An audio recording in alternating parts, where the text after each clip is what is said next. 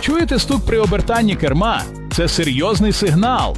Саме з цим до нас звернувся власник Nissan.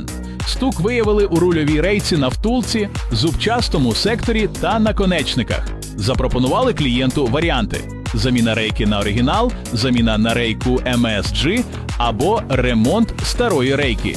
Клієнт обрав рейку MSG з гарантією від Master Service. Після заміни ніяких стуків. Звертайтесь до нас на ремонт авто. Робимо те, за що інші не беруться.